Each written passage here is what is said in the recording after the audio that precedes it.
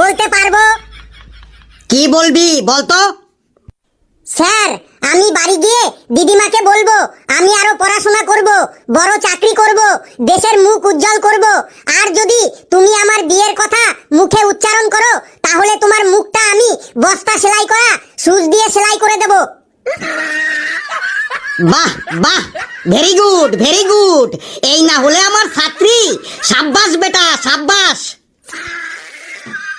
শোন পেছি, তাতেও যদি তোদের বাড়ির লোক না শোনে, যদি জোর করে তোর বিয়ে ঠিক করে দেয়, তাহলে তুই শুধু একবার আমাকে খবর দিবি। জানিস তো আমি পল্টু মস্তানের ছেলে, নাম আমার ফেল্লু ভাই। যে যখন বিপদে পড়ে তার পাশে গিয়ে দাঁড়াই।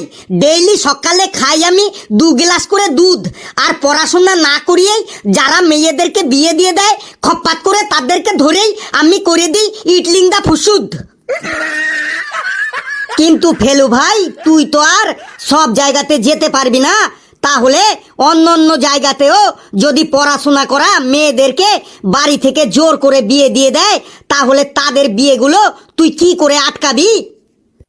কি করে আটকাবো তার মানে, প্রত্যেক পাড়াতেই, প্রত্যেক গ্রামেই, প্রত্যেক মহল্লাতেই আমার মতো ফেল্লু ভাই আছে। সেই সব ফেল্লু ভাইগুলোকে এগিয়ে আসতে হবে আর বুক ফুলিয়ে রুখে দাঁড়াতে হবে।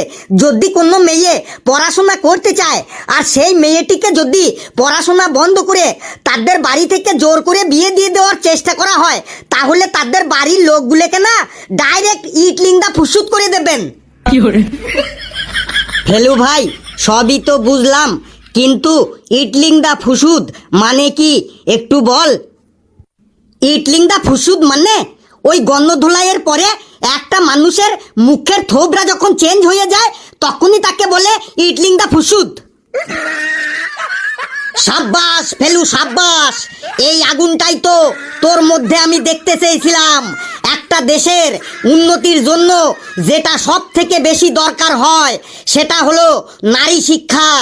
যে দেশের মেয়েরা যত বেশি শিক্ষিত হবে, সেই দেশও তত উন্নত হবে।